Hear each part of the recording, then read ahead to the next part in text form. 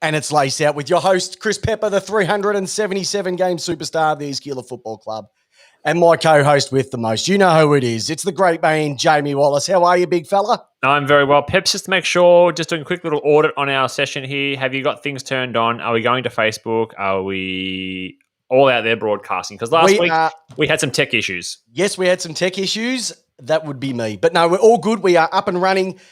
A massive round 7 has gone. We're going to talk all about it. Lots to get through. But before we do, thank you to everybody tuning in. Once again, our numbers this year, they are the biggest we've had in 4 years. And it's all because of you. Because without you, we don't do a show. And if we don't do a show, you've got nothing to listen to. You're not going to hear the fluffies on 360 or on the counts or any other of those. We talk footy just how you want it. And we give it to you, Lace Out, each and every week. Mate, so much to talk about. Lots to cover. Yeah. A couple of things. Everybody who so far has responded to our feedback survey so far, thank you very, very much. Your feedback has been invaluable, and we've already made one little tweak to the show this week, which we'll tell you when it comes later on. New segment that we're looking forward to. If you haven't done it, we're still going to leave it up there for a couple of weeks, so get on. It takes 5 minutes of your time. The link is in the show notes. Just get on, have a crack. Let us know what you love about the show, what you'd like to see. Because if we can be better, then we get more people listening, and that's what it's all about. Second thing, Jamie, Bailey Fritsch has got off. Yes. It's not a strike if you don't throw it. If the guy runs into it, Dangerfield style, too bad, too sad. So there's another one. Bailey Fritsch has got off. Free to play against the Swans this week. We'll go into the matches coming up a little bit later on. But as you know, all our favourites are going to be back this week. We're going around the grounds. We're going to be spinning the magnets. We've got the listener question and a brand new segment titled 1 Week at a Time that we are going to focus on the game that gives us a little bit of excitement moving into round 8. But J-Dog, what were your thoughts after a massive round 7 of AFL football? It was a good round. I mean, I don't want to go into the show too much going off the very top here, Peps, but obviously, you've split your pants open. You're very excited. But all steady stations on the ladder front. Some teams lost. My team got pumped. But in terms of ladderness and where we are and what we find ourselves, not much has changed. Well, let's have a bit of a look at the ladder. Let's get this bad boy out of the way because we've got the ladder up. Here we go. Sorry, the air's a bit thin up the top of the ladder. I haven't been up here for a long time. We might have to change our name to the Sir Edmund Hillary Football Club because being on top of Everest, it's very, very foreign, and I don't know how much longer it's going to last for. So, Peps, you're more Sherpa than Edmund Hillary. You're more come down as fast as you climb. You come down twice as fast. Jesus, it's like being on helium up there, mate. It's very lonely being one game clear at the top of the ladder, and I can't say that often.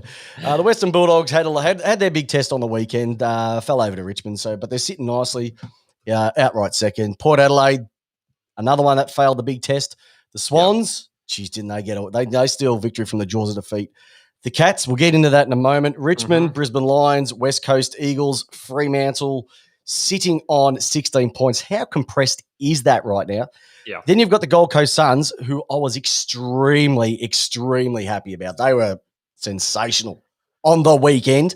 GWS, Carlton, Adelaide Crows. Hey, my team, shit Kilda. It was only Hawthorn, but there were signs. So you're back to St Kilda this week. Hawthorn, Collingwood. I don't know what else we can talk about this mob because we've done it for the first 6 weeks and we're going into round 7. We're just going to touch on them lightly. And North Melbourne, even though they are last, I was pretty impressed by what they served up in the first half. But like I said, lots to get on. And if you have a look at it, it's actually the first time that it's equilibrium throughout the entire ladder. Oh, yeah. So at the top, 28, down the bottom, 0. Next you got 24, then you got 4. Then you got 20s, then you got 8s. 16s and 12s, exactly the same number. How good is that? That is the type of magnificence that we bring to Lace Out every single week. And we're going to throw the chat on. I don't understand that, Peps. What do you mean? Explain what that means. I don't get what you're talking about. Well, it's equal. So there's teams that have won all their games, and there's one team that hasn't won all their games. And there's one team that's with 6-1, and there's one team 1-6. I see. There we go. People on That makes radio who are sense. listening to this over on the podcast, it's going to be a little bit difficult to see it. So maybe just go onto our Facebook page, Lace Out Podcast, and see the ladder there, because it'll make sense. And you go, that's what he was talking about. Okay, beautiful. All right, maybe I'll just get rid of this graphic and we get back to what we do best. Sure. All right, go for it, buddy. Peps, as always, open the show. Let's talk about, where do you want to go today? Do you want to go spin the magnets first? Do you want to go news of the week or round the grounds? Mate, let's just go. I think let's go around the grounds. You know what around the grounds is? News of the week. That's what everybody loves. One of the favorite episodes that people, or parts of the show that people love, is the way that we review the big hitting topics of the week. And it all comes down to the newsman, our Tom Morris, our Tom Brown, J-Dog. Thank you very much, Christopher. No. How does Tom Brown do it? Oh, he's got that way. He's got that way. Touchy. All right, so let's just, once again, I don't know how much we can talk about this, but anyway, let's do it. Let's do it. Collingwood, Essendon, Melbourne. Oh, no, that's last week's notes, Peps. You putz. You didn't even edit our own notes? Holy moly. All right, I'll start. I'll do it again. Collingwood hit a new low, 1-6 with North to come this week. A fantastic win by the GC. Oh, mate, I watched this game because there was nothing else to do at this time of the day, and absolutely pumped to see what Gold Coast did. They were exceptional. I don't want to go into it too much because they could be getting maybe some votes, because what they served up on the weekend to Collingwood at the G was they made Collingwood look like North Melbourne in the second half of their game on the weekend. I don't care what anybody says. Collingwood are trash. Right? And as soon as they realise that they don't have I shouldn't say any talent, but they don't have the talent available, accept it and move on, because you're causing yourself so many dramas and your supporters false hope. False hope. And you know what hope stands for? Hold on, pain ends. And for Collingwood, it ain't going to be this year. I think you're going to be having a lot of pain for a couple of years, because you got outworked by Gold Coast. That's what you have to say. Yeah. With Collingwood, Peps, and I always have this question around clubs who are on the slide, was it a reflection of Collingwood, or does it speak more about where Gold Coast are heading? No, I reckon. No, I don't think about Gold Coast. I think Gold Coast have got a lot. Well, I've been praising Gold Coast and what they've been doing over the last couple of years. They've brought you in. They've been able to lock down a number of their good players up there now. They're not just all moving in and out. Yeah. They've actually been really competitive this year. They just haven't been able to get the results on the board. They haven't, how normally Gold Coast would fall away in games? Yeah. They haven't done that as much this year. They picked up Ellis. They also picked up Greenwood recently. Yeah. Then they bring in Markov as well this year. Yeah, Wiedering, all that sort of players. They're just bringing in players to support these young kids. And, Raul's not running around, so they're going to get a number one gun again next year. But some of those, like Brandon Ellis probably had his best game for the club. Hugh Greenwood had his best game for the club. Tuke Miller, my goodness gracious, if you have not watched Tuke Miller play football, you don't watch football. Need to see more of him though. Oh, he was just sensational. He just blew. He ran. He outworked Collingwood. Okay, and when Collingwood is still relying on Pendlebury and Sidebottom to get him across the line, your future's not looking bright. Yeah.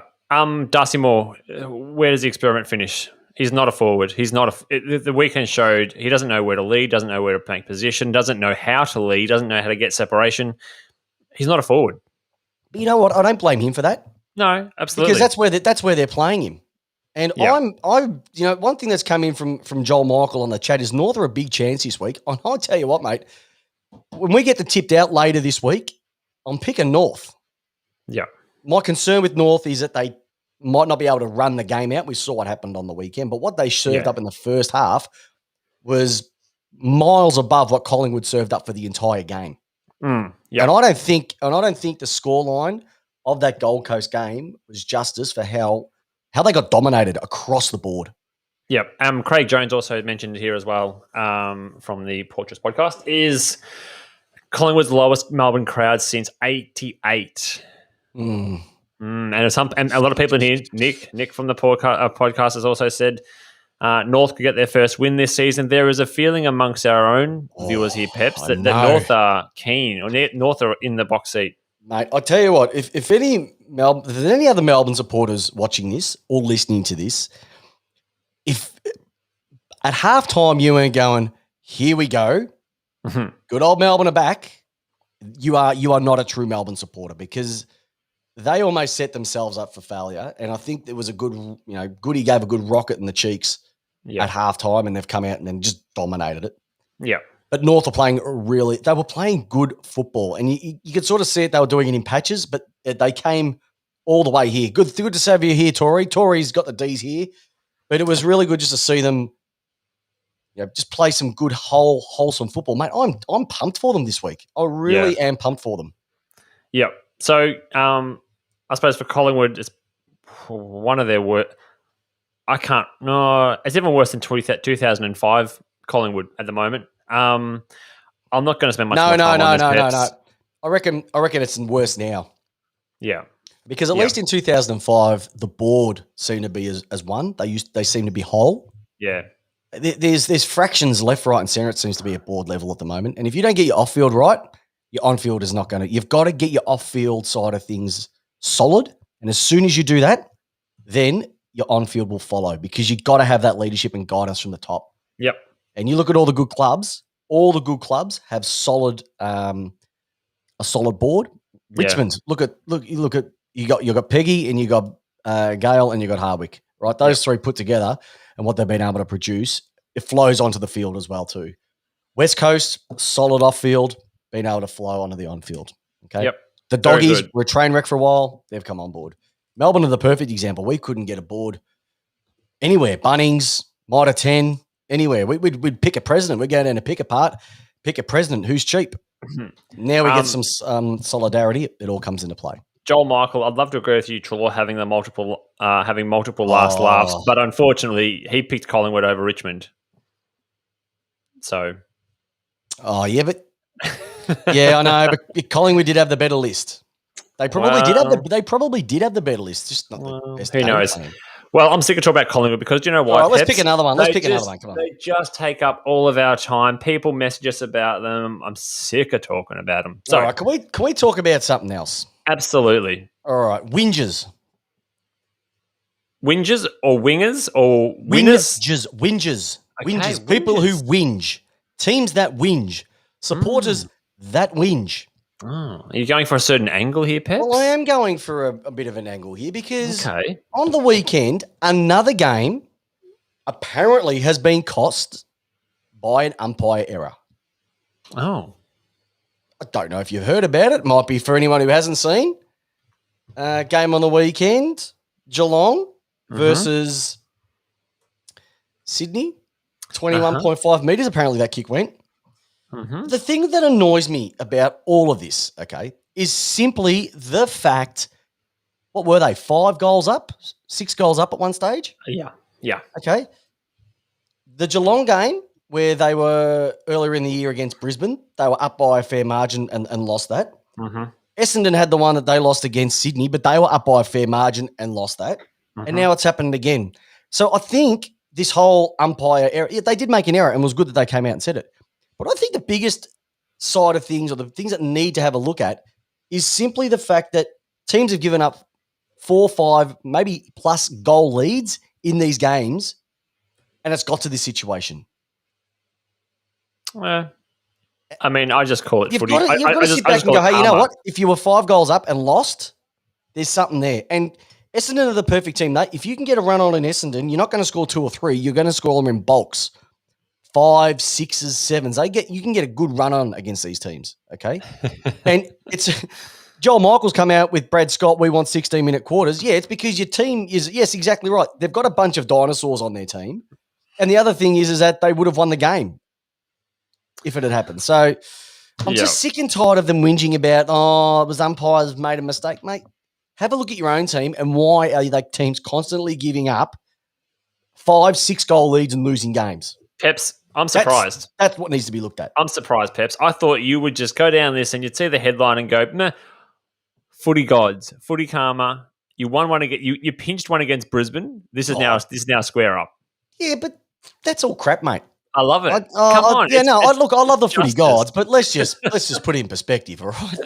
Oh, come on. How good is these teams are just they're not going on with it. They're getting complacent and teams are running over them. That's what it is.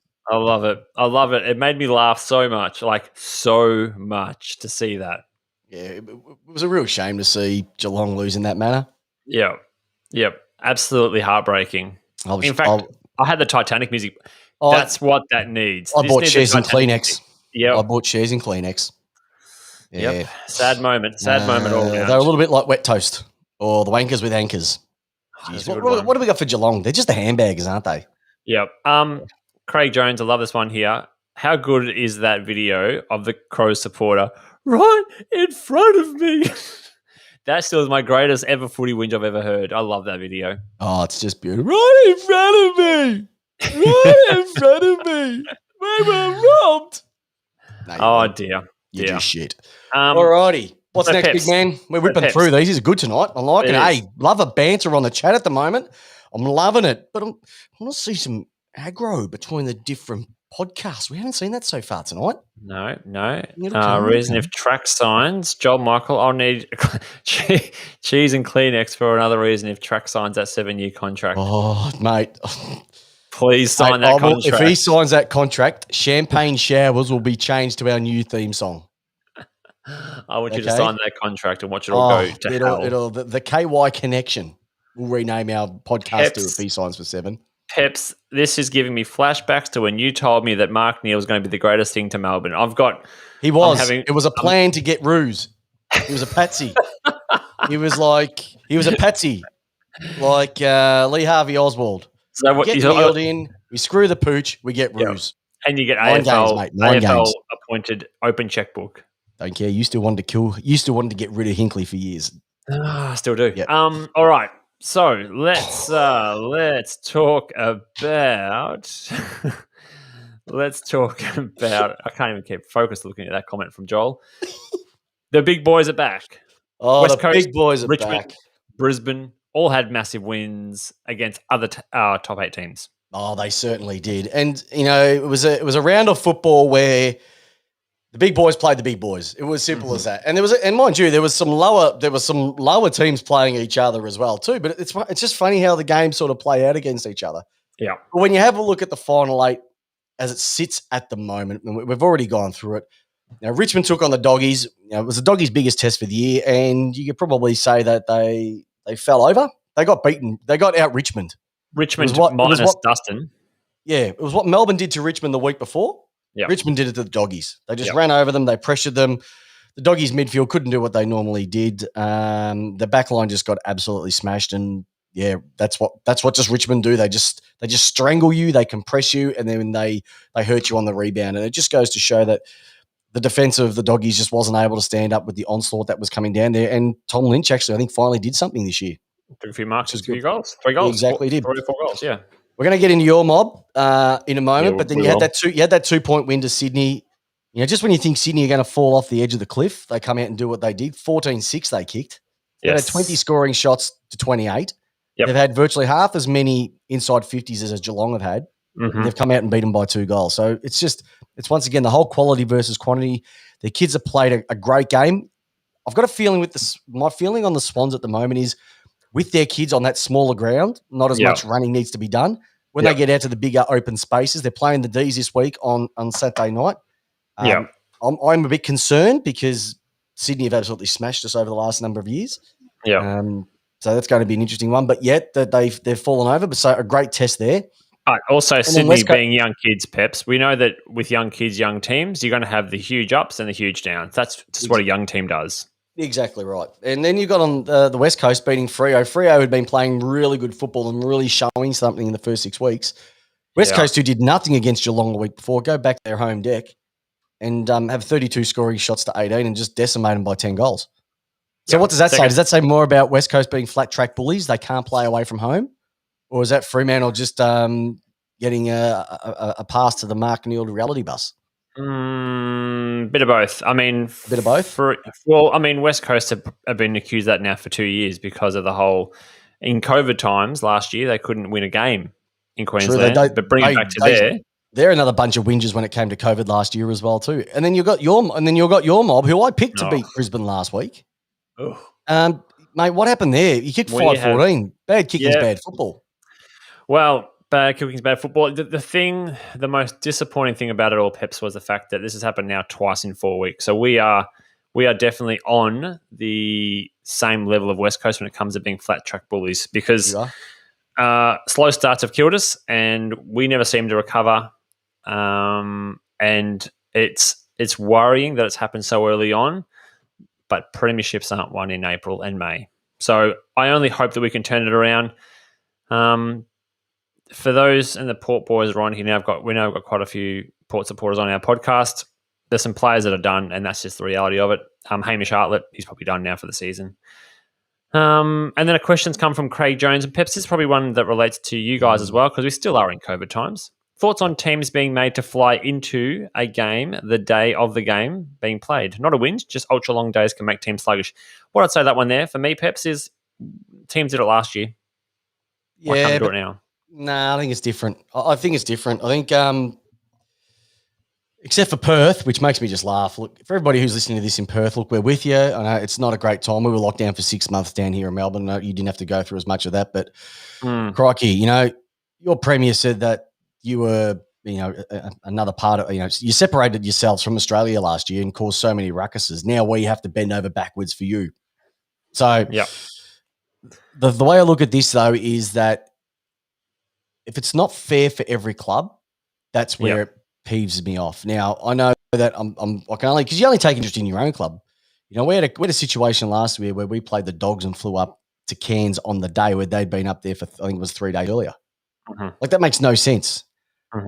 It depends on how far you're flying to. Like, if it's Queensland, maybe. If it's just at Hobart, it's not a big issue. But it's just a long. I think it's more not physically. I just think it's more mentally draining. And if you have a look at the way the D's turned up last week against North, they just weren't mentally turned on for the first half of the game. So I don't know if that had something to do with it. I don't know. But there is definitely something in there. Like, if you've had to travel in the car, sit in the car for an hour driving to go somewhere to train or do whatever you need, by the time you get there, you're absolutely cooked. You haven't even started your day. It's no different from a footballer. You're sitting in a bloody compressed aluminium tube. Yeah. Okay. Yeah. Some questions have come through, Pep, so I'm going to quickly just rattle some of these off of my thoughts. Yep. First one. Todd Marshall out. No, I don't think Todd Marshall's a problem. I think the question has come through from Buzz on Charlie Dixon.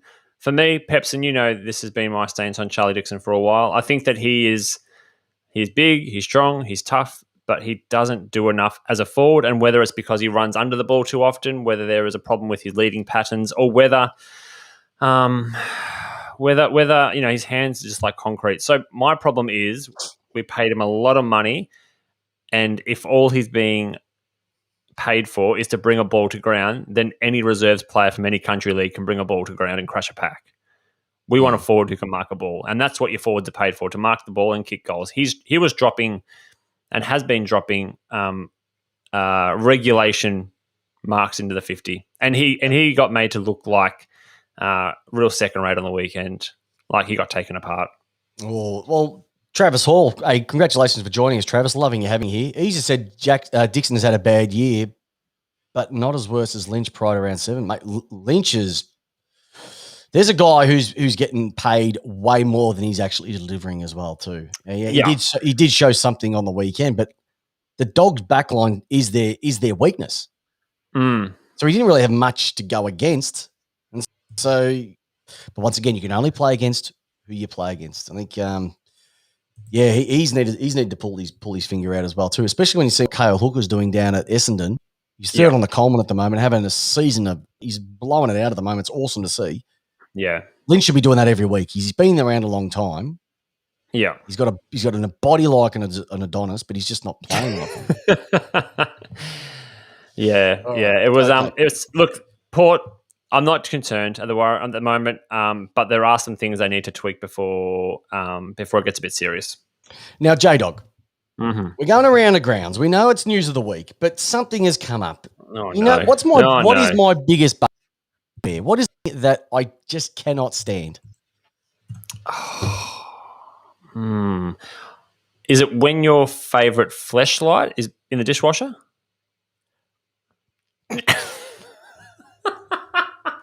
Besides that, it's when the AFL want to change another rule or another potential. That was my second. That was my second another choice. potential. That was the I second. promise. It's all right as long as it's not on putts and pan cycle. I'm fine with that. All right.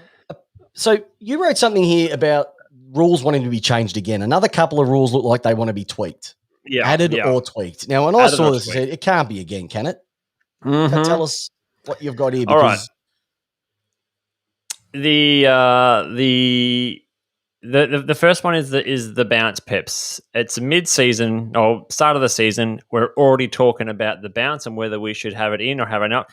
For example, or to bring it back to where this conversation's all sort of kicked off was from Razor Ray on Saturday, just absolutely having a mare of a time bouncing the ball. It wasn't going up high enough, bouncing left, bouncing right, just wasn't doing the right thing. So the question is, do we want umpires who are bouncing, or do we want to encourage umpires, good decision makers, to just throw the ball up? Leave the bounce in. Once again, I'm telling you now, it's because of the balls have not been kicked in. But we know that there is a serious umpire shortage out there because they can't bounce the AFL standards.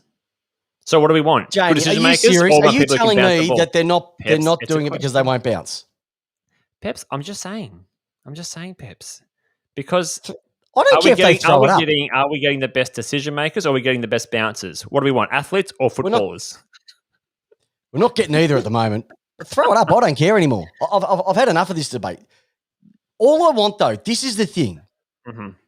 At the start of the AFL, at the start of any game, at the start of any final, tell me you don't get the hairs on the back of your neck standing up when the umpire raises and he walks in and he just goes thud and the ball goes straight up in the air. It is one of the moments of the season. It's the first thing that they show on every single highlight grand final day.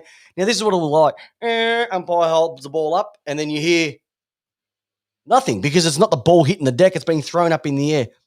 No, you've got to leave some traditions in. I'm sorry. We've taken so many traditions out of this great game of ours, and it is what AFL was known for. If you think about all the things the AFL was known for, the goal umpires in their sexy white coats, gone. Mm-hmm. Kicking the ball to yourself out of fullback, gone. Mm-hmm. Third man up, gone. Mm-hmm. There's three. Well, now you want to get rid of the bounce? Come on, man. Peps, I'm just saying, we also got rid of lace-up jumpers as well for a reason. Oh, because one person got their finger caught in it. But Peps, I'm saying you can't use you can't say that one rule exceeds over the other. If we've changed the rule for other ones, why can't we change this rule if we're going to get the best decision makers ever? Can you tell me what has been a great tell me a rule change in the last 5 years? I'll go back 10 years. Mm-hmm. 3 rule changes that have made a massive difference to how the game is played. 666 has improved the game. Has changed the rule. That's low hanging fruit, mate. 666 is a farce. We've gone on about this for the last 2 years, all right? So don't get me sucked in with that crap. 666 is bullshit. 50-metre penalty versus 25 like it used to be, or 15. 50-metre penalty was brought in 20 plus years ago. Don't start Peps, that. You're asking me about questions about when the game's changed, about rules. Yeah. Give me another one. Oh, God. That wasn't a rule change. They just extended it out. That's a bit of a difference. Man on the mark, yes, I agree with down on the mark. 20-minute quarters from 25. Oh, I agree with that one. But it's 20 minutes plus time, 25 plus time. Yeah, I agree with that. No, that's a good one. That was brought in the 90s, I think, earlier. So, once again, but nothing recently has made an ounce of difference, if not, it's made the game slower. An ounce of difference? I think lots have changed this year to make that game much faster. Mate, The whole nominating a ruckman, has that made the game better? No, it's stupid. All right. It's brought back ruckman though. Oh, the ruckman were already there, mate. The ruckman were already there. You got 2 6'8" blokes standing around a bunch of guys who are 6'4", and you don't think they're the two that are going to go up. Please. It's just a stupid thing. No. The deliberate out of bounds is bullshit. Well, what do you think? The way that that's being policed at the moment, they've got no feel for the game whatsoever. Backmen are getting slaughtered at the moment. Okay. You can't chop the arms. I'm you glad can't you kick it brought this along up. the ground. You can't take it. You've got nothing. You've got nowhere to roam. So, Peps, are you saying that you'd rather have an umpire who can bounce the ball because tradition versus an umpire who has a feel for the game but can't make the AFL squad in umpiring because they can't bounce the ball? You'd rather have that person as opposed to the person who makes the correct decision? No, all I'm saying is that you've got to leave the bounce in for certain circumstances. But I don't have an issue with that. Bounce the ball to AFL standards? Well, then get the other guy to bounce it. Fuck, there's 3 umpires out there, Duffy. But don't you want 3 fantastic decision-making umpires? Well, like if we can get 1 good decision-making umpire and 2 that can probably toe the line, I'd be happy with that. I'm a fan of Razor Ray. Don't come into Razor Ray's word because I'm a fan of him. Just gives me the shites. That's all I'm saying. It's a question out there that every year we have the same question. Yeah, that's fair. We have this same question every year. I know we have it every year, and I'm going to say the same thing. I like the bounce. I like the thud. I like the randomness of it. This whole thing when it goes out of the circle, big deal. Why does it have to go straight up all the time? It's an oval ball. To be fair? Fair. Don't start me on this. This football's not fair. You get the good with the bad. Just deal with it. Anyway, can we move on? Because the captain's review is another one. It's a classic, and I heard this. Bring in a captain's review where the captain can challenge a decision that's made. Which club is pushing this, you reckon? No. This was Joey Montagna brought this one up. Mm-hmm. After what game? Have a guess. Okay, which club do you reckon brought this up? The Handbaggers. It's funny their game of the week. It's funny how they weren't talking about 3 weeks earlier. No, exactly right. But the whole point is, no, there's no captain's call. I'm sorry. No. You've got 80 minutes to play the game, plus time on. All right? You got 80 minutes. It's as simple as that. Yeah. You win the game in that time frame. Don't give up a 5-goal lead. You won't have this issue. Every other sport that has a review or a challenge or something like that, why can't AFL? We're not a stop. I'm not agreeing with you. I'm just playing can't even devil's get advocate. people in Noah's Ark to figure out whether the ball was touched over the line or not. It takes them 4.5 hours to figure out if it flicked a fingernail. Could you imagine that? Peps. No, just playing devil's advocate. No captain's call. Don't follow every other sport. Okay. Leave our sport unique. Otherwise, we're just going to feel like another game as it is. And by the way, the whole getting rid of the centre circle, you've got to leave the centre circle in there. That whole double circle thing has saved so many ruckmen's careers. Because if you have a look in the old days where they used to run from virtually centre half back and collide into each other, that's been one of the best things. That's saved careers, saved ruckman's career. PCL injuries have gone to virtually nothing. So I know what you're saying, but no. Should the AFL ground now come with a grid layout formation so we can calculate exactly how many squares the ball has moved to eradicate 20? I swear, I just think sometimes you just do this with me to freaking rev me up. Because no one can be that stupid by asking me questions like that every single week. I reckon you just do it to get me fired up. We have marks on the NFL field so we know exactly when the ball traveled 10 yards. Why can't we have the same for AFL? It's just, Peps, it's not my idea. I'm just coming with you as a devil's advocate. Well, you know what? I'm going to go get my cross and holy water and I'm going to burn you. Shit, I'm being sacked already. Look at that. Yeah, thank you very much. Sack Jamie. Sack him. I bought you that T-shirt. I might have to ask Alira to send it back to me. You might have to. Can I raise something? Yeah, J-Dog have a spell. Look, all the love's coming through for you right now. Should the AFL get rid of Collingwood? Well, then you might get your Port Adelaide jumper back. Hey, listen, Luke Jackson, rising star for this round. So well done to you, Jacko. Absolutely. Absolute star. Probably deserved it 2 or more rounds ago, but anyway. Yeah, there we go. Round of applause for him. Yep. That's his second nomination. So he's one of only a few players to have 2 nominations. A comment came up earlier on when we were talking about the bottom 6 players for Port and are they good enough? And I think it's always been said that your top 6 players win your games through the season. Yeah. Your bottom 6 players are the ones that win your finals because you know what you're going to get. It's when they rise a little bit. And if I had to look at I'll say this. If I had to look at Melbourne's bottom 6 players and I'd have a look at Port's lower 6 players, I might even go the Doggies' bottom 6 players. And if you sort of compared those 3 teams at the moment, another reason because they're the top echelon at the moment, I think there's been more development in Melbourne's bottom 6 than the other 2 teams. And I think that's what's made a big difference. And I know the guys who are listening to us right now would probably agree with it, that there's players that we were saying get rid of at the end of last year. We're having career best seasons. So they've just elevated themselves at the moment. And it's good to see because they're doing their role. I hate that term, but they are doing their role and it's making a massive difference. And it's unfortunately when your bottom 6 are not playing well, it means that the top echelon have to play harder to make up for what the others aren't doing. Yeah. Yep. Okay. But he's having a great season. It's leaving Gawn to be able to either go forward or go back. He's getting his ruck work. He's kicking goals. He's an athletic beast. Absolutely love the bloke. And what number does he wear? That's right, 6. Normally Dunsmore 6. All right. And last one before we get to spin the magnets. J-Dog, how good is this? That Thursday night teams are going to be back. Potentially. Yes. I'm so happy because we do tipped out and we're looking at it going, well, we don't know who's going. We don't even know who's in, who's out, what the squad is, etc. Having Thursday night teams is going to make, but there's nothing better than waking up, debating it on a Friday. How the hell did freaking Neil Bullen get another game? Big Trev would say to me.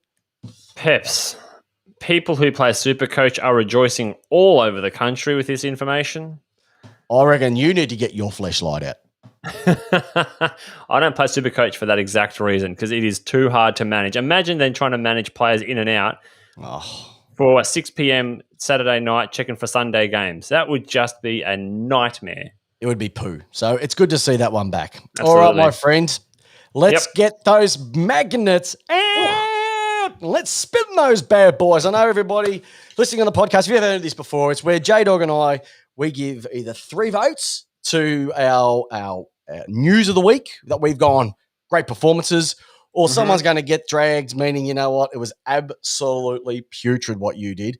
So I'm going to throw this one over to you, J-Dog. Where do you want to start? Do you want to drag or do you want to give the votes? Where do you want to go? Let's go to give the votes. Giving the votes? All right, let's start with the new A. I've got a new one too. Here we go. Boom shakalaka! Nope, wrong one. Wrong one. Boom shakalaka. Rightio. Here we go. 3 votes. Beautiful. Brand new 3 votes. How crisp was that? All right. Bit go louder, for it, big man. Go give you 3 votes. All right. My number 1 vote this year goes to myself. I've returned to hockey after a very, very, very almost 20-year layoff of playing hockey, Peps. And did you just give yourself 3 votes? No, 1 vote. 1 vote. Three's for later on. 1 vote for me. And Peps, yes, your prediction was correct. I did do an old man hammy. So 1 game and injured already. So I lasted about. Thank you, Peps. You did call it. Anyway, all good. Back this week. Twang.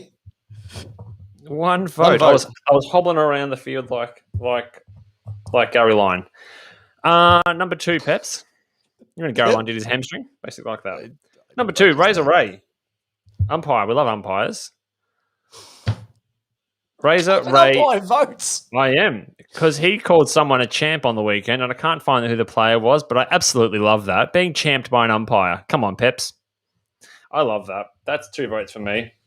Razor Ray champed a player. That is as good as it gets. I want to get Razor Ray on the podcast. If anybody knows Razor Ray, who can get us in contact with Razor Ray, I love him. Get him on, mate. We want to get him on here because he's our favourite umpire besides Neville Nash.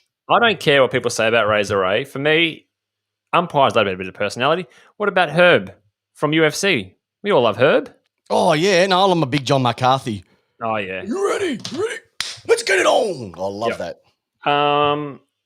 And for me, 3 votes this week goes to Thursday night teams because not only does it makes our show better on Thursday nights when we do our tipping tipped out. 2, Lace Out. Supercoach, huge win for them. And 3, traditional. Yes. Like you said, Oh, Peps, hold on. you love tradition. Hold on. Are you saying you want tradition back after what you rolled out 5.5 minutes ago? I wasn't rolling out. I was just throwing it out there as a devil's advocate.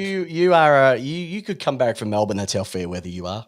No, All right. So those night teams for me is 3 votes. Rightio. So here's my 3 votes. First Sure. and foremost, I'm giving a 1 vote to North Melbourne on the weekend for scaring the absolute bejesus out of every Melbourne supporter up until around 3 minutes into the third quarter. The quality of football that they played has shown me that there is something there. And what David Noble is doing with that group of players is leading somewhere. So it was really nice for them to have a nice – because they were out Melbourning Melbourne on the weekend. I know I say that a lot in terms of out something, but Hey, you they were were running texting me. all over us. They were – yeah. You were I texting wrote me. to Jamie going, mate, I hate this – excuse my language. I don't want to – I don't want to get banned, but what I was saying was that what every Melbourne supporter was feeling, it was just tripe what they were delivering. So just really nice to see what they were delivering. And it actually gets me salivating for this week because they're playing Collingwood. And I can't wait for that because if North roll Collingwood, my goodness gracious. I know it's not a week of Collingwood talk that we want to hear, but what's going to happen? I don't know. So that's my 1 vote. Right, 2 votes I'm giving to little bags. So, like when you used to go to the milk bar and you'd get a little bag of lollies and there'd be like 4 mates and 4 freckles and 4 – okay, there were just little bags of goals kicked on the weekend and it was just awesome to see. You got Hooker kicking 5 for the Dons. You got Fritchie who got off. I don't know if I've mentioned that, but Fritchie got off who kicked 6 on the weekend, career best. A guy who I hadn't seen play much football, but I was really impressed by what he served up on the weekend was Corbett for Gold Coast, kicking 4 himself. Yep. My mate, Jesse Hogan, geez, it was nice to see the big fella come back with 4 against Adelaide. Even good old, what's his name? Jack Higgins, Snags Higgins himself. But there was one other bloke who kicked 4 on the weekend. Mm-hmm. And if this doesn't get you excited, nothing will.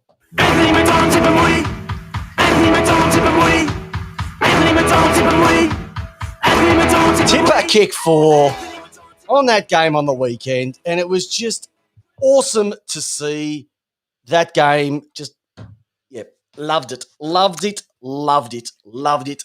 So I love a good bag, and I love seeing little bags, not these 1s and 2s. I like seeing 4s as well too. And my 3 votes, I can't give it to any other team but Gold Coast. What they did and how they controlled Collingwood all day was Collingwood was second rate. Brandon Ellis, best game for the club. Touk Miller, like I've spoken about him before. Hugh Greenwood, the forwards. By the way, Buzz, you're not going to like this, but the best king, he's up at Gold Coast, mate. He is. He's the gun. Okay, Benny King, take him any day of the week over Max. His second efforts, there's some footage shown of his second effort where he didn't get the mark, jumped back on it, handballs out, they kicked the goal. He was sensational. Max King, he's all right, but he just can't clunk him. And unfortunately, the other 2 King brothers, Wang, he unfortunately he went off early through injury, and Far King, he was a bit stiff, and unfortunately will get dropped this week as well too. But yeah, That were your 3. Peps, I'm surprised you didn't go with Melbourne as your number 3 team, number 3 votes, because I don't think Melbourne have had 7 in a row to start a season since they were the only team playing Australian football. I think it might have been black and white TV days. Sure. No, they didn't deserve it. Okay, you're a harsh man, but fair enough. Buzz, thank you very much. Yes, I am entitled to my view, but if you ask the listeners listening to this now on Spotify, Apple Podcasts, Google Podcasts, Alibaba Podcasts, wherever they're listening to it or watching the stream, they will probably agree with me that Gold Coast King is better than Saints King. All right, so there's my 3 votes. But you know what, J-Dog? When we speak the magnets, it's not always good news. So unfortunately, somebody has to get a bit of this action. I'm sorry. Haley off, Ellingworth on. Bloody weakest piss. All right, I want to see if you copied me. I'm going to go my one. You're going to go your one, okay? Oh, you do your one, I'll do my one. Okay. You're going to give an honorary mention? That's my number 3 honorary mention. Okay, cool. All right, then go for it. Number 1, Port Adelaide, weakest piss. That is tripe. Don't come serving that shit because that is rubbish. That should have been 80 to 100 point loss. That was poo. Okay. My one vote goes to Aaron Norton and potentially the worst shot for goal we have seen all season. Yes, I missed that. Potentially the worst kick. That was shocking. I've never seen. Adam Serra had one earlier at the start in the first game of the year, which I think he was 25 out and didn't make the distance, but that topped it. I've never seen a player kick the ball with his calf muscle. Oh, it was putrid. That was putrid. Also, I'm getting votes in here. Great. One for me. Votes. All right, I'm getting one already. 2 votes. 2 votes for me. Collingwood, rubbish performance, absolute rubbish. That is terrible. Not only are you costing your club, you are costing your coach. You're costing an all-timer at your club, and that is complete rubbish. Okay, well, mine's not that one, but it is another person. Paddy McCartan. Like, I know you want to try and get your career back, and I know you want to hit the target, but making the target another bloke's chin and giving yourself 5 weeks in the Sydney Twos is not going to get your career back. Okay. Apparently his blood sugar levels were down, and that's what gets him agitated, etc. Mm-hmm. I can't say yeah or no on that, but mate, it's going to make it hard to play footy when you're chinning blokes, and not a good look, mate. So didn't end well for Barry Hall. It's not going to end well for you. No. Yep. And so both those blokes played for St Kilda, and who follows St Kilda? Buzz. I reckon there's something in that. All right. And who's your 3 votes, mate? Who's your 3 votes? Number 3, it is a footy podcast, but I'm just going to say it, Peps. And I think you agree with me. And if not, get stuffed. The Australian cricket players do not expect to get royal treatment from the government, flying home, all those sorts of things after you're chasing the cash over in the IPL. You knew the risks, you copped the consequences, and if you want to risk it, go to jail. I don't care. I really don't care. So, you know the risk, you know the rewards you were doing, you know exactly what was going to happen. So, don't start saying, and Michael Slater, you're in this as well. Oh, yeah, you went over for the cash too. Don't give me that. Oh. Do not say that the Prime Minister has blood in his hands, yada, yada, yada, yada, blah, blah, blah, blah, blah. You're sorry, green. Guys. You went chasing green millions. On your hands. You went chasing the millions. Cash. Yeah, good call, J-Dog. Bloody proud of you. Well, that one. Do you know what, Peps? And this is, you and I discussed this before the show, and this is almost fry pan worthy for me because it absolutely pisses me off. Hold on. It's not. Is it? Should we? Chuck it in, chuck it on. Let's chuck it in the fry pan. J-Dog's first ever fry pan. The Australian cricket team is already on the nose. I like cricket. I'll follow Australian teams. I will always support Australian teams. But compared to what it was to where we are now, I couldn't name you 5 test players. Peps, could you name me 5 test players? Yes, I could. Very good. I could not anymore. Don't ask me to, but I could. Back in the 2000s, I could. The Australian cricket team is already on the nose of the Australian public, and you do small things to win us back through great sportsmanship and those sorts of things. I think you've blown it. I think this is almost worse than, for sporting people, this is almost worse than Sandpaper Gate. Oh, gee, that's a big call, mate. I'm just sick of sports players' entitlement, or they think they're entitled to some special reward. You chase money. It's not on the government to bring you back or do a Kickstarter or whatever bullshit you want to pull. Sit there in India for the next 6 months, sitting in your 5-star resort in Hilton, because you can definitely afford to, and do not bitch about it, because there are other people in Australia or all around the world that cannot get back to our lucky country. You went chasing money. You knew the risk. You're stuck there. Suck it. Tell you what, mate, I'm patriotic, big fella. I'll tell you what, you need to turn up the burners more often, my friend. If that's what you're going to deliver in the kitchen. Me. Oh, I love it. I absolutely love it. All right. Righty. So, who's your 3 votes? My 3 votes. Oh, mine's not even a footballer. Was a footballer. Has now become a commentator. And I reckon this guy is the worst commentator. Dwayne Russell. Dwayne, the love muscle, Russell. Like I said, I watched the game Gold Coast on the weekend. Now, if there's people who watch this game, you'll agree with me. Mm-hmm. How many times he said, insert name here, is his first game here at the MCG? Mm-hmm. Mm-hmm. It's Corbett's first game at the MCG. It's Isaac Rankin's first game at the MCG. It's Ben King's first game at the Ben King's first game at the MCG. I couldn't give a rat's ass. I was waiting for him to say, hey, it's the pie seller in section M46's first game at the MCG. The record seller at level 2 at the Southern Stand. Guess what? It's his first game at the MCG. I could not care less, mate. Like, seriously, who gives a rat's teabag? No one cares. Is he more annoying than Luke Hodge with his obvious comments? Luke, Captain Obvious Hodge. And I might call him time lapse, because he basically just rewinds what you saw 5 seconds earlier and just repeats it, but in verbal rather than vision. Oh, that's great. Oh, he's shocking, mate. And then I listened to his dribble on the radio. How he's got a gig. Oh, I got no idea. Hutchie, mate, that's a bad call. He's not a big fan of Dwayne. Sorry, I know you're trying, but you run with a joke once, okay? And you're not funny. You're not funny like me or J Dog. Don't go with it again. Oh, Dwayno. Oh, Dwayno. Oh, Dwayno. All right, so there's our 3 votes. All right. J Dog. Listener question. What is our listener question? And give us a summary of the responses from last week. So the listener question from last week was? Favorite biscuits of all time, savory or sweet? Oh, geez, there were some good ones that came. There was some good ones that came in on the chat, mate. Just plow through some of the big ones. Absolutely. Yep, I'd love to when that comes up for me. Peps. He had a week to get this ready. No, calm down. People love the suspense. All right, here we go. Jesus, biscuits are melting. Some people get really excited about biscuits, and I really love that. I know there was a bit of love ice Vovo. Yeah, there's a bit of Vovo on there. All right, Cream Royale. Jesus, come on, internet, hurry up. Okay, good. The boys in Purple Rain. Crown is a treat. Oh, the Crown biscuit. The Crown with the caramel and the chocolate and the crispy base. Oh.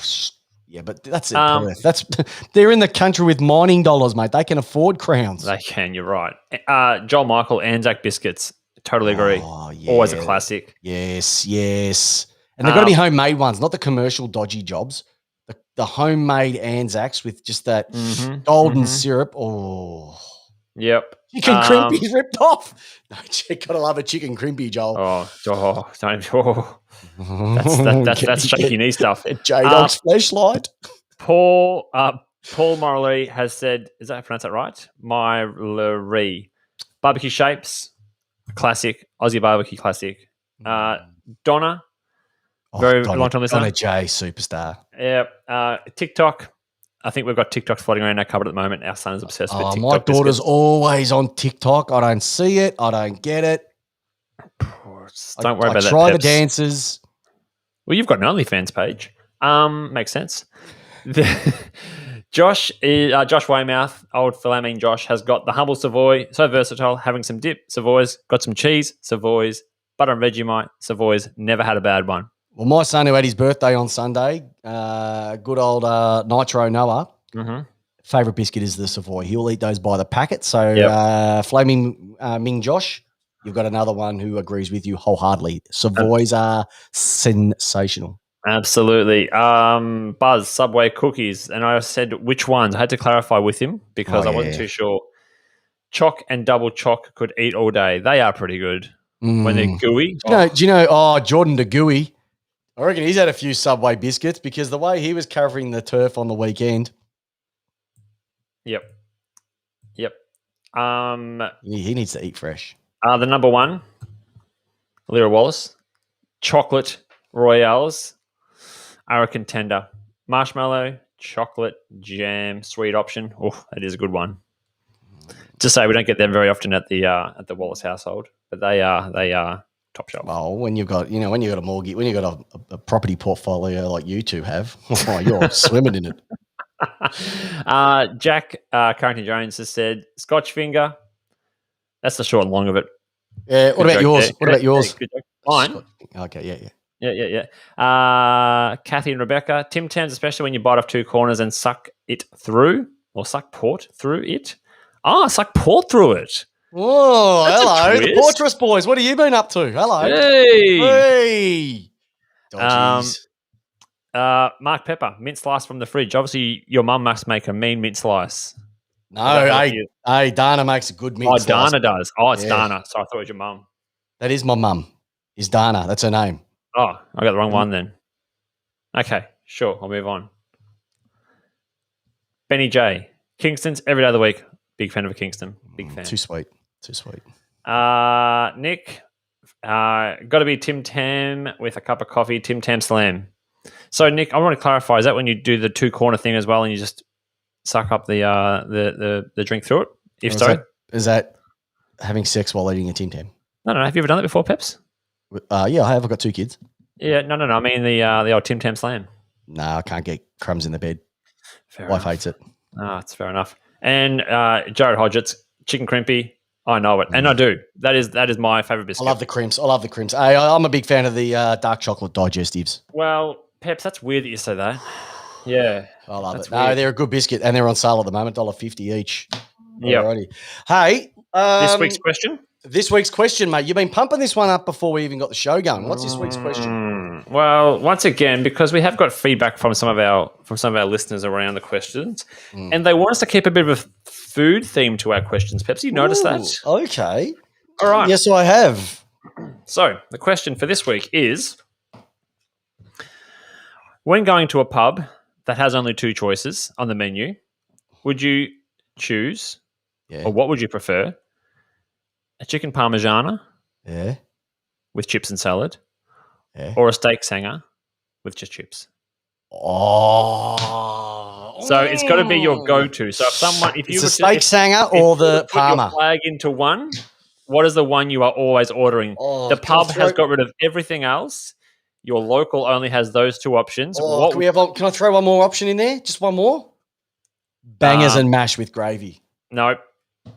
Oh, no, steak sanger for me. Steak sanger for me. Steak sanger for me. After we spoke about last week about the rules. I always go early. All righty. So there's a question for the week. We'll throw that up on the chat page. Make sure you write it in because the viewer questions have going gangbusters. Rightio. Here's our new segment that we're throwing in. So I know we do tipped out our tips for the week, but people have said, look, we'd love to see a upcoming preview of the games coming up. And we thought, well, we sort of do that in tipped out. But what we might do is we might call it 1 week at a time where we look at the games coming up for this week. And is there one game that you look at going, I'm not going to miss that one? That's the one I'm getting sort of excited for. There may be a reason or 2 around it. So, look, I might go first with it because I know I've sort of sprung this on the J-Dog beforehand, but I'm looking at the games for this week and there's plenty of excitement around. But there's one game that, funny enough, I never thought I'd say this, but I'm so pumped to watch this North Melbourne Collingwood game, 4:35 p.m. at Marvel Stadium. So it's going to be North's home deck, just to see if North Melbourne can knock over the Pies. Because if it does, it is going to be a game that people are going to. It could be the end of Collingwood as we know it. Yeah, I'll be interested what our supporters say in that one there. Oh, sorry, our supporters, our listeners on tonight's show say about that one. So put your comments in. Peps, I love this question, and I love it because you are directly responding to what our listeners want. For me, if it was any other week other than this one, I would have said the exact same thing as you. Yep. Because I think that game has the most on it. Absolutely. Yep. But for me this week, it's the showdown. It's got to be. Port Adelaide and Adelaide for me. One is because, much like the Hawthorn and Geelong games, doesn't matter where these teams are, they always seem to be a great game. And it's our Port home showdown. So I'm interested to see what Port Adelaide do in response to all of the black and white saga last week. I hope you guys wear your bloody jumpers. I'd love you just to wear it, just to stick it up them. Because I think you should wear it. Make the banner black and white, or make all the LEDs around our ground black and white. I just think Collingwood having a sook. It's an Australian league. Everybody should have the right to wear what they want on a game like this. Like, you're only looking about what they've done since they've joined the league. They've been around for 150 years. You've got to recognise that. Okay, We're so only asking for it's one not game making a a year. difference of it. And by the way, your jumper, Collingwood, looked like the bloody Essendon one on the Anzac Day. So don't give me that crap. You're just a bunch of flogs. All right, and you don't even own the jumper anymore. It's just what's his name? Yeah, no, I want bloody Port to wear their jumper. I reckon their black and white looks nothing like the Collingwood jumper. No one would not think it is. No one does. Yeah, and we're not playing in it against Collingwood. We're just playing in it against Adelaide. So we're not Port jumper. Who cares? Like, no one's going to watch the game anyway, except if you're from Adelaide. So who gives a shit? Hey, and listen, worst case, we can give you 4 points. We've got a couple spare. Honorary mention, Melbourne, Sydney. I'll be going to that game and not looking forward to it. No. Peps, are we going to try and lock in a game this year? Yeah, we're going to try and lock in a game, and we'll tell you which game it is. We'll try and find a game probably on a Saturday afternoon. We'll go to a Saturday afternoon game where the weather's going to be looking all right. We'll invite everybody down. We'll meet somewhere. We'll just get on the sauce all day and make complete fools out of ourselves. So we'll let you know when that comes because we want to have a lace out at the footy game. And, we'll organise that a little bit later on because I reckon pre and post game. We could be hosting lace out from the holding cells at Russell Street if we get on that much. All right, so look, that's the end of the show. Should we go to a local game? Yeah, we go to a local game. Local footy game. We'll go to a local. A Keilor game? East Keilor. We'll go to East Keilor. I'll take you through the Chris Pepper, down the Chris Pepper wing. We'll go sit on the hill.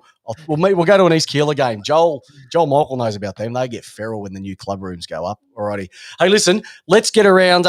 So that's a beautiful episode, J-Dog. We'll get on to you in a moment because you are absolutely sensational. So a couple of things before we wrap up. Remember, tipped out on Thursday night. We're going to have our tips for Round 8. So far this year, Tipped Out has gone berserk. People love our tips. We don't often get them right, but hey, it just goes to show that's the type of season it is. Remember, if you haven't jumped onto the feedback survey about the show, please go ahead and do so. We'd love to hear more about how much you love the show. Remember, if you want to get new footy, get over Lace Out in the checkout. Get 30% off a brand new Sharon. I know a few people have done that already, and they're loving it. They're loving their new Sharons as well too. So go ahead and do so. And that's about it. Hey, and if you're a graphic designer, this is one other thing. If you're a graphic designer, shoot us a message, laceoutpodcast@gmail.com or shoot us a direct message on the Facebook page. We need some help getting a T-shirt designed. Not as good as our beautiful Lace Out shirts, our concepts. We need something custom designed and we need somebody who can draw something, but we've got something specific in mind. So if you can help us out or know someone, let us know as well too. But that's Lace Out for another week. J-Dog, thank you very, very much to our listeners, to our viewers, for everybody who's been with us tonight and will be listening throughout the week. Once again, we do this show each and every week because of you. But more importantly, J-Dog, it's another week of football, so it's another week of Lace Out. And so the great question we always ask is, Mr. Jamie Wallace, how do you want your footy? I like it. Lace out. And all of us do. Have a great weekend and good luck to your team this weekend. See you, listeners.